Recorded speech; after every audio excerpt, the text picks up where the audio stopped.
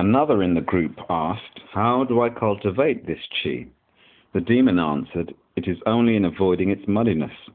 The chi of yin and yang is active and, going through changes and metamorphoses, is the great fundamental of heaven, earth, and the 10,000 things. Muddiness is the sediment and dregs of yin and yang. Dregs and sediment have come to a halt and are not active. Moving with the aid of yang, their function is heavy and slow. This is like when you add mud to clear water and immediately have muddy water. When you have muddy water, you can't cleanse things. If you sprinkle things with it, you just make them dirty. Thus, the art of learning does nothing more than use the clarity of intuition to clear away muddiness. When you have cleared away muddiness, your chi will be lively. The essence of mind will manifest itself alone, and the confused mind will turn immediately into the original mind. The mind, after all, is not two." The demon continued, "Although yin and yang are fundamentally of one chi, as soon as you divide them, innumerable differences arise. When you obscure the differences of their functions without knowing that they are originally one, the way will be unclear. When you know that they are originally one but are not aware of their different functions, you will be unable to put the way into action. Simply test this out in your mind and make efforts in its details. Explaining it in words would never come to an end. It is only because you demons are here in the leafy trees. It is only because you demons up here in the leafy trees have not fully understood the essence of the mind that I have expounded now in terms of existence and non-existence. The mind exists in the center of chi, just as a fish swims in water. A fish has freedom according to the depth of the water. If a large fish is not in a deep pool, it would not be able to swim. And if the water starts to dry up, the fish will be in trouble. When the water is all gone, the fish will die. The mind has freedom according to the vigor of the chi. When there is a lack of chi, the mind thins out. When chi is exhausted, the mind returns to non-existence. Thus, when water churns up, the fish is startled, and when chi is in motion, the mind will not be calm." The demon continued, "This is not limited to matters of physical confrontation.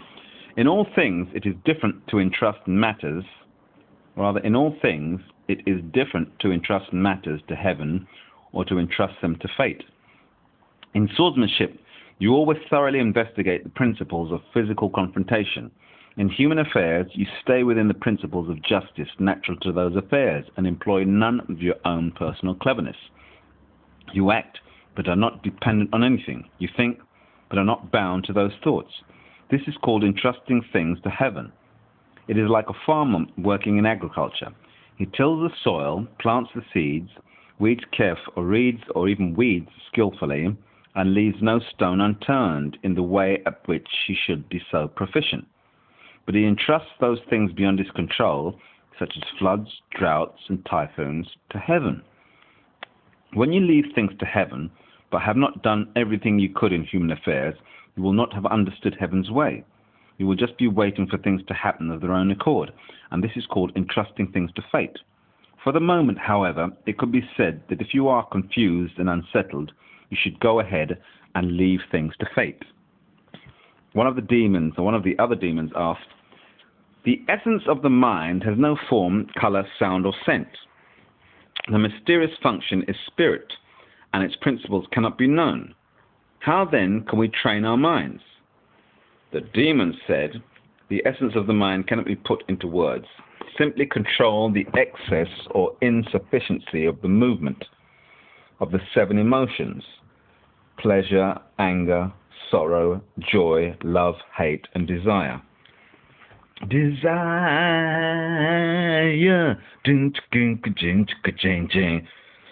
right, of the 7 emotions, or in the awareness of your own consciousness during the moments of action and response. Avoid the confused action of your own selfish thoughts and follow the natural principles of your own self-nature. Putting your hand to this will depend on the revelation of your own intuition. What is this intuition? It is a knowledge that illuminates truth and falseness, perversity and propriety with the spiritual clarity of the essence of the mind, and is conversant with the very essence of heaven and earth. For the common man, this knowledge is clouded over by the confused action of muddy chi and is unable to illuminate these things completely. But that which even barely perceives these things as through the slightest fissure is called intuition. With a single thought, you know what is true and what is not. You perceive a man's sincerity, and you know when you yourself have done something wrong and are unhappy in your heart of hearts. The moving emotions create a mind that is apprehensive about the welfare of others, sympathetic and full of pity. It is inevitable that we love our parents, are affectionate to our children, and associate properly with the members of our family. This is intuition. When you believe in this intuition and follow it, when you foster it and do no harm because of your own selfish thoughts, the confused actions of muddy chi will quiet down on their own. The spiritual clarity of natural principle will manifest itself and itself alone. Selfish thoughts are born from a mind bent on its own profit. And when you think only about your own profit, you will not think twice about how you harm others.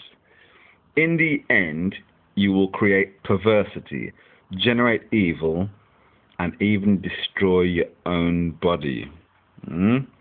Cultivating your mind and cultivating chi are not two different things. Thus, Mencius lectured on nurturing a vigorous chi, and this is simply in having the will to do so. It is not necessarily in making great efforts to foster that chi. That demon sermon on the martial arts, man. I love this book.